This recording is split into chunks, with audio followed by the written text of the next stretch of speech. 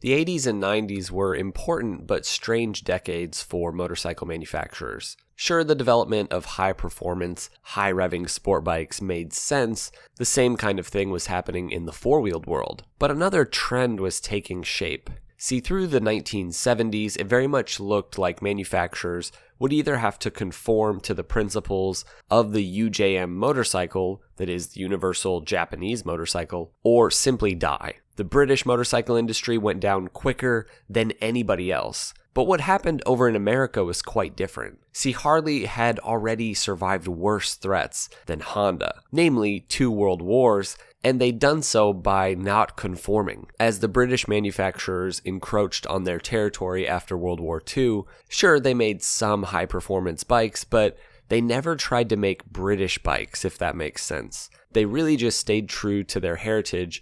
That's what's always worked and continues to work for Harley. Then, as the small economical bikes and high-revving inline fours from Japan threatened their very existence, they just kept making cruisers. But then the 80s hit, and for some reason the Japanese manufacturers started diversifying and making, Harley wannabes. They started making cruisers. I would argue there was no better trend for Harley sales in motorcycle history than for Japanese companies to start making cruiser competitors.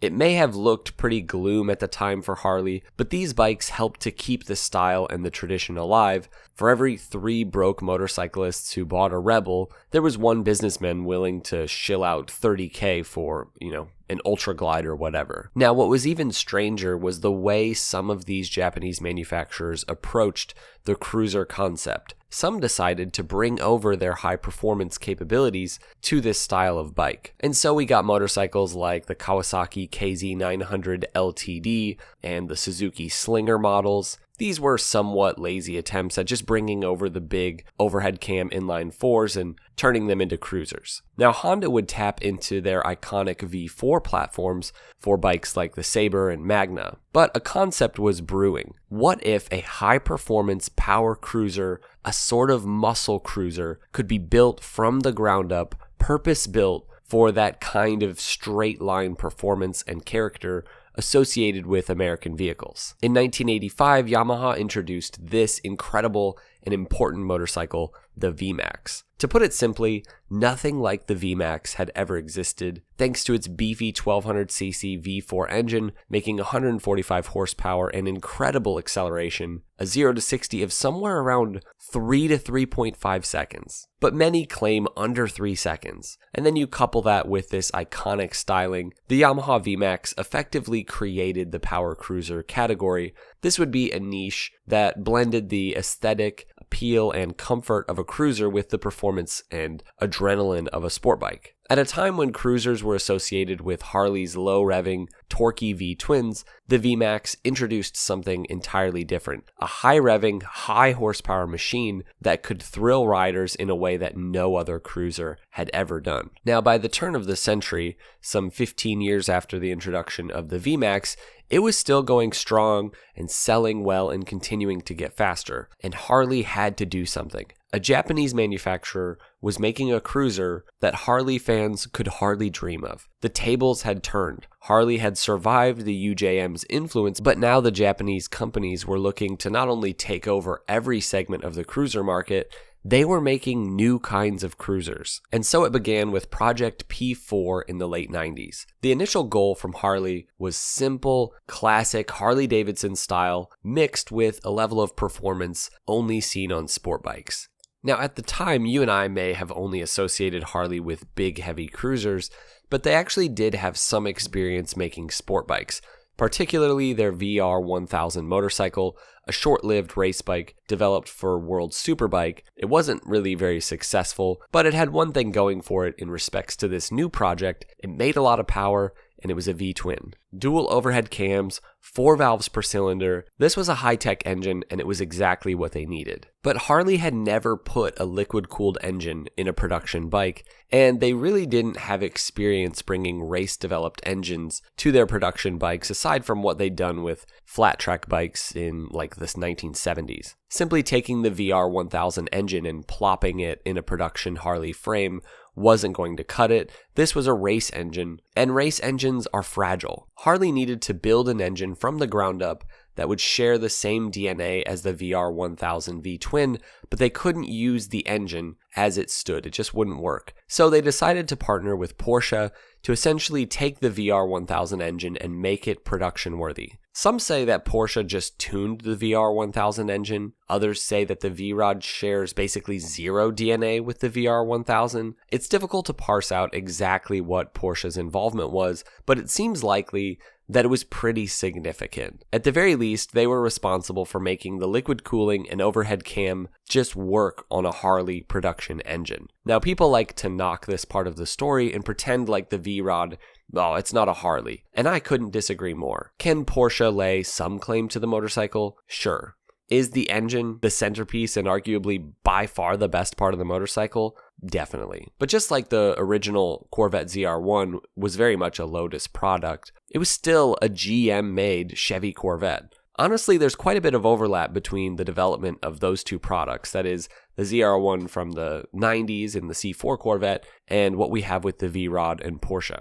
Now, the Revolution engine was designed to rev to over 9,000 RPM, a substantial increase from Harley's typical low-revving pushrod V-twin engines. This engine featured a 60-degree V angle rather than the more common 45-degree V-twin found on most Harleys. This allowed the engine to be more compact while producing a lot of power. This was a high-tech engine. One of the major departures for Harley was this move to liquid cooling. As you know, traditional Harleys, both before and pretty much after this bike, use air-cooled engines. But Porsche helped to develop a liquid-cooled system that could manage this incredible increase in heat, and this really was necessary for such a high-performance engine to maintain reliability. Like the VR1000, this engine used dual overhead cams and 4 valves per cylinder, which allowed it to breathe better at higher RPMs, producing more power. These were advanced features for Harley, and I think there's no doubt that Porsche's expertise was really instrumental in making them work smoothly in the V-Rod engine. The result was an 1131cc liquid-cooled double overhead cam V-twin that produced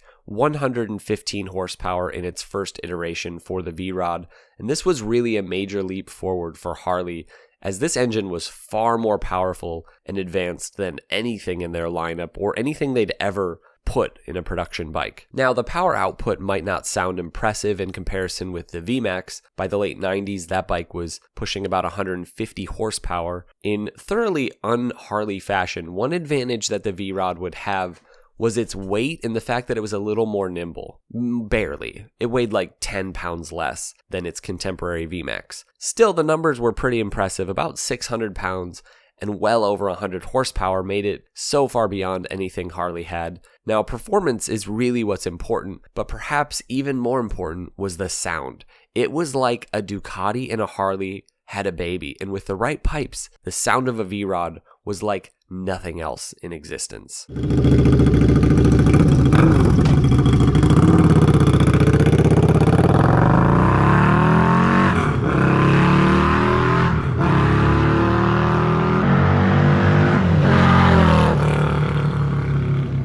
The V-Rod came with a unique aluminum frame that was both lighter and stiffer than the typical steel frames you find on Harleys. This upgrade significantly boosted its handling and agility. The frame's double cradle design offered enhanced stability and strength, perfectly engineered for the bike's performance, making it really quite easy to handle. That tighter rank angle made for quicker steering response. The front suspension were high-performance inverted forks paired with a rear monoshock setup, and this gave the bike a smooth ride and really incredible traction. One of the key highlights of the V-Rod's design was its really low center of gravity, which played a big role in making it so stable. The foot pegs were set really far back, so it was quite an aggressive riding position. The V-Rod was equipped with dual front disc brakes and a single rear disc, and its braking performance was one area where it really did beat the V-Max, which is what you want on a bike that's built for both power and agility. The V-Rod really differed in this way from the V-Max. The V-Max was built to be a straight line performer, a sort of true muscle bike, whereas the V-Rod was meant to be more all around and complete as a motorcycle. And that's not to take away from the V-Max, they were just quite different in character. At its release, Cycle World's Brian Catterson had this to say about the V-Rod's riding experience. He said, "Can't say I'm a fan of the H20 hog's heels forward riding position, raked out fork, or crosswind catching disc wheels, but I will tell you this. In my 17 years in the business, no other machine has stopped traffic or dropped jaws like this new Harley. It's got a stance, a presence that commands attention. Love that engine too. Okay, except for the water hose running up the right side. Any cruiser twin that matches a Ducati 996, brake horsepower for brake horsepower, is alright by me." In the case of the V-Rod, the motor company, with a little help from Porsche, really has lived up to its name. The sense you get from most who rode the V-Rod early on is that yes, it was really powerful, yes, it was fast, and sure, it was nothing like anything Harley had made, but more than anything, it's the styling and the presence of the bike that captures you. It was really important for Harley in creating the design of this bike that it not sacrifice its, well, Harleyness. Harley's identity is what kept it alive for the past 100 years through thick and thin, and it's what gave Harley perhaps the single most loyal customer base in the entire automotive world. But as we know, this has its drawbacks still today. Harley can often find themselves stuck in a rut in terms of design. So how does one create a motorcycle unlike anything you've made while keeping that traditional aesthetic? To do this, Harley tapped into the brilliant mind of Willie G. Davidson, grandson of the founders and Harley's VP of styling, to ensure that the design stayed entirely Harley. And this meant that the styling would have to be created in tandem with the overall design. One could not restrain the other, if that makes sense. One thing that Willie G had always been great at was allowing Harley's customer base, specifically the Harley custom scene, influence their design going forward. Some other companies are really not good at this. He'd done that with the chopper scene and the iconic Superglide and Lowrider, but for the V-Rod they turned to another scene altogether, that of drag racing. And this worked well, obviously with its speed goals, but it also gave the bike that kind of big, low presence that drag bikes have. Low and long and aggressive is what they said in the documentary called The Birth of the V-Rod. That was really the goal.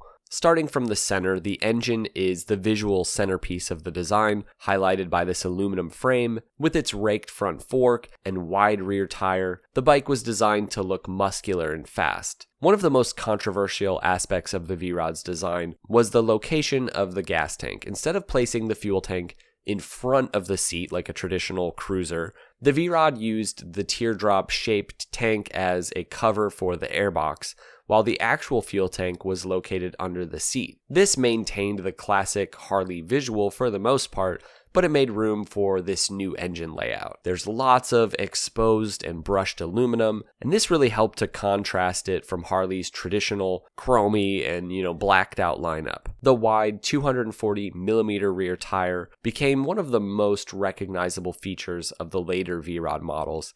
It gave the bike an imposing drag racer look, emphasizing its power and its aggressive stance. And this styling, it was radical to say the least, and we have to applaud Harley for really going all in on the styling. Now, the V-Rod may have ticked off quite a few traditionalists in the Harley world, but it did sell well, it had a nice long production life, and it sort of built its own cult following that was made up of both Harley fanatics and normal people, and it sort of built up its own cult following that was made up of both Harley fanatics and normal people. There were quite a few different models through the range. There was the V-Rod Muscle, which was even more aggressive. And throughout the years, the V-Rod engine was improved to be smoother, and they added lots of features, things like ABS. But production ended in 2017 with the V-Rod Muscle and Night Rod Special being the final models. Harley would, in some ways, just go back to focusing more on traditional cruisers at this time.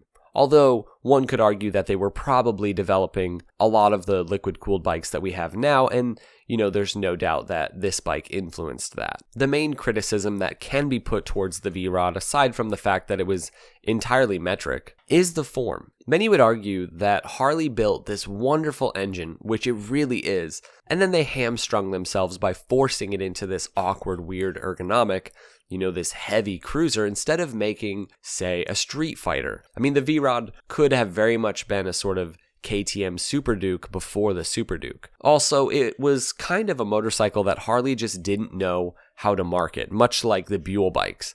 And so there was this splash of marketing when it initially came out, but then Harley didn't really put a lot of work to make it a flagship product. It would often be found at the back of the dealership. And they didn't make, a whole model line for the V-Rod like they should have. There should have been smaller and bigger versions. They could have used this engine also for so many different kinds of street bikes. It was almost like there wasn't much of a well thought out plan for the future of the bike when it came out. Regardless, the V-Rod is such an important motorcycle for Harley and arguably the single best piece of engineering, at least in terms of the engine, to ever come out of Milwaukee. It not only helped to bring over sport bike enthusiasts to the Harley brand, it very much laid the foundation for Harley's current, modern, liquid-cooled V-twin lineup. More than anything, though, I think the V-Rod showed that Harley could make different kinds of motorcycles while still maintaining their Harley identity. And that is more relevant than ever as Harley once again faces new kinds of competition. Harley very much could make a sport bike or a street fighter